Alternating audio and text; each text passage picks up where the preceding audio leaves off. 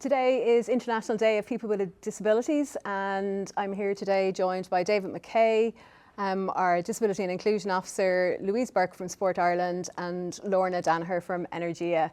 And we're delighted to be able to say we've taken big strides in our disability programme this year. Over the last number of years, we've built the teams up to 52 clubs around the country across 3 different formats. TAG, which is a great introduction for people with physical and intellectual disabilities. We have mixed ability for people with and without disabilities, adult full contact rugby, and we have vision impaired rugby. And over the last number of years, we've put our efforts into growing those numbers. But I think this year we've been quite innovative.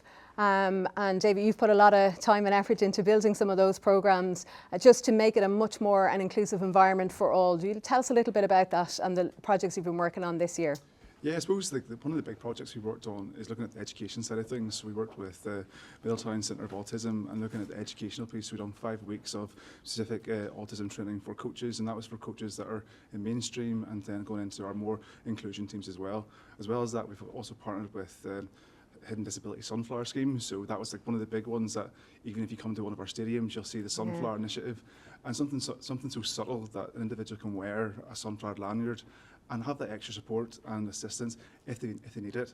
I suppose as well as that, we've done our portable sensory rooms that were funded by Energia and Sport Ireland. I think that's probably one of the big ones that's something very unique to rugby, that we have 5 sensory pods that can go around the provinces and at international games and our provincial games. But I think probably the big thing is that's a small space where someone can go back to regulate themselves who does have sensory sensitivities, and really positive thing that clubs can then engage for their own club events.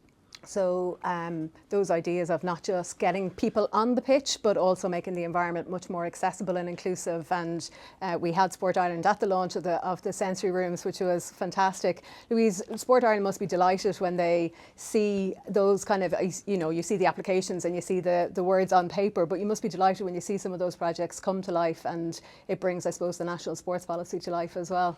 Yeah, Anne-Marie, it's an incredible moment for us when we have to go through all of the applications and spend a lot of time on the administration, and then we get to see that really coming to life and making that impact. So at Sport Ireland, our ambition really is to have a nation, a more active nation, and we are really driven to make sure that everyone has the opportunity, irrelevant of ability or background, to start, participate, perform and achieve in sport. And it's a really big key aspect of what we're trying to do, and we're really lucky to work with a number of government departments, especially the Department of Rural and Community Development, who fund dormant accounts, to provide us with the opportunities to impact and provide funding opportunities for you guys and NGBs and the sport sector in general. Bringing these things to life is so important, and the impact that it's making is incredible.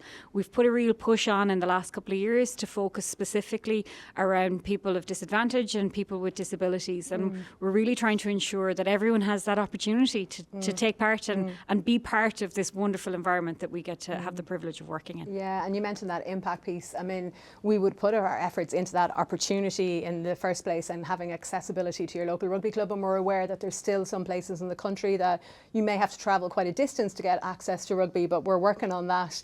But that you've seen that impact, Lorna. You've been at some of the festivals that have been funded, the equipment and the actual hosting more of them through the dormant accounts funding, and you've seen that impact on players. But I think you had definitely, you were at some of the TAG ones, but you were at the recently with the vision impaired team, and you really saw some impact there. Yeah, it was incredible, and like the places that people come from all around the country, from all 4 provinces, it's amazing, and also just understanding the different strategies and tactics that goes into vision impaired rugby, which you wouldn't ever get to really comprehend unless you see it in action, which was fantastic. And we brought down some of the players, Robbie Henshaw, Leah Tarpey and Harry Byrne, and they I think really understood what an amazing side of the game that is, and really relished the opportunity to get involved and be put through their paces in that training session. I think it'll stay with them for a while as well. Yeah, and you saw not just the impact of the players on the pitch, but you've also seen kind of impact on the community and their families especially as well. Yeah, it's such an amazing environment. Like, as you mentioned, we've been involved in some of the blitzes down in Dalsall, Palmerstown and Barnhall, and just the whole community coming together is always such an amazing thing to see, and such an amazing experience for ourselves. We've had teams take part I think all of our staff who get to be a part of it always say it's one of their real highlights, and are always kind of speaking to your why you got involved. Energia got involved in any of this. Exactly, yeah. Like we really have a community focused belief internally, and with our partnership with the IRFU over the we've been partnered with the IRFU for 5 years, but in this specific area for the last 18 months. And our community focus initially was amongst the Energia AAL clubs, but getting into those environments and really understanding this element within those communities and how important it is for those people, as you said as well, both on and off the pitch, and having those different portable sensory rooms and kits and tag kits available is absolutely incredible to see. And I think you've got a real good story from one of the projects that you did. You haven't mentioned Michael's house, but tell us what one of those. Yeah, I suppose with St Michael's house we had a support employment, so we had Ashwin in doing a 12-week placement with us, and I suppose it's something that it was new for IRFU to have supported employment and look at the different departments and how we talk about being inclusive and what that really looks like, but on the ground as an organisation, what does that mean as staff teams in the different, from high performance to your operations team, and looking at how we can adapt our training skills and adapt our work plans to include someone. And I think, I know talking to Ashwin, I still talk to Ashwin. He plays in one of our tag teams as well, and it's just something that was really positive. And I suppose from him and speaking to his family, it was the opportunity to work for an organisation that I suppose in the outset just everyone sees what happens at the Aviva, but it's something a lot more that we can include someone. And I know from the feedback we got from staff, it was probably one of the most inspiring things that they've seen, because it challenged them, and it's something that we have to do more as an organisation to challenge them. And just a little change in the environment. Yeah. I mean, it did challenge people. For me, watching people making small adaptations to their work environment to include a person with a disability, something they probably wouldn't have thought was possible before. I think just taking the time sometimes and just taking the time to take a breath and connect with somebody and just have a conversation on a personal level to get to know them. I think it's something that, we're very lucky what we do as working in sport, but I know from what we hope to achieve from the placement is it's something that our clubs can start to do as well, looking at what roles they've got in their club. Is it part of their committee? Is it part of their grounds team? Is it match day operations? Is there other roles that they can sort of carve out for an individual with a disability and look at how they can support people within their community? Because I suppose what we want to achieve is have our community and our rugby clubs make up of every individual reflect society. Yeah, I think, Louise, you touched on that in terms of opening it up as much as possible, and I guess that's something we're trying to do even with the stadium. We produce those communication boards, and we're doing the sunflower scheme so that even if I never want to play rugby, I can easily access a match and stuff like that. And again, it's another one that's been made possible by the Dormant Account funding. Yeah, and when we were designing the funding streams over the last couple of years, we've really tried to, especially with our partners in the Department of Sport, we've really tried to push to that area of the soft skills around it, so the training, the education, the volunteering, that it's not just about the equipment and providing opportunities for people, it's all of the stuff that happens around it that's really important as well. And with the Dormant Accounts funding stream, we've really tried to push those priorities to really give everyone the comfort and confidence to know that the decisions that they're making to make spaces more inclusive are suitable, and actually the confidence to know that it's not actually that big of a change sometimes. It's just having that someone telling you or someone advising you to say, you know what, you're doing the right thing, let's keep going.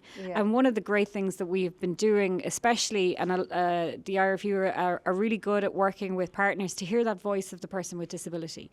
Hearing that voice at the centre of everything you're doing in this programme and the programmes around people with disabilities is really important. It's really challenging environment because the range of disabilities out there and the parity and everything across the board when it comes to people with disabilities it can be quite challenging for an organisation. But actually, when we break it down and through the funding streams, we've tried to be very specific on what we target. It's made it a little bit easier for organisations, I hope. Yeah, and I think probably, Lorna, when you came on board first, we talked about provision of festivals and you getting behind that, but you've probably seen the growth of that it's other different initiatives and it's the whole environment, and you've been involved in some of the coach education and stuff. Oh yeah, I think when we initially got involved, it was taking in so much information, and there is so much to do as well still. And we're working with you guys very closely. And it's really exciting though, because as you start seeing the impact that it's having on the people that you are seeing at those festivals, at the training days, getting involved in different teams and the recruitment side of things, it really does motivate you more.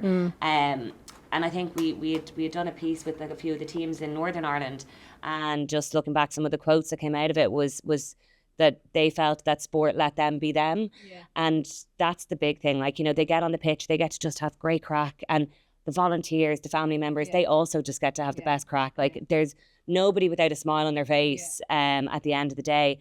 And I think that's what's really driven us to continue in this area and be more ambitious and want to get involved in more things. And I think that's probably why we're even here today. I mean, inclusivity is one of our core values, but it's that connection piece and that making sure that we can all grow the game. Sometimes we need to be a bit innovative with the portable sensory room. Sometimes it's, you know, basics of provision of equipment, transport to events and stuff like that, but it is about trying to work together to kind of grow the game. And I guess, David, if anybody is interested in getting involved, you are the resource there for them. So yeah, look, I think like most clubs are like it's a great volunteers that we have within our club system that do all this hard work. Although I'm the one on camera today, I think that it's really a credit to them. But if someone is from your club is interested to find out where the closest club is that has an inclusion section, look, it's simply just go onto the website or send me an email at david.mckay@irfu.ie and I'll pass you on to the key contact within the club. Louise, I might leave the final word with you, because none of this could be possible. We wouldn't get a chance to thank our volunteers or to put any of these things in place or to have these number of players with us. So final words to you.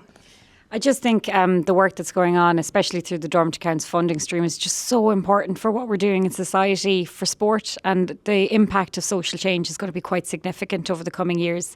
Although the Dormant Account funding streams are decreasing, we're prioritising the work that we're doing in the spaces, especially for people with disabilities. I want to thank you all for this opportunity to talk about it, and also congratulate you on the projects that you're doing from a corporate point of view as well as in your community programmes. The clubs are really at the core of what we're doing, and they are doing an incredible job. So a big final thank you to all of our players, our volunteers, and to anybody who's involved. We wish you a good 3rd of December, and let's celebrate all for International Day of Persons with a Disability. Thank you.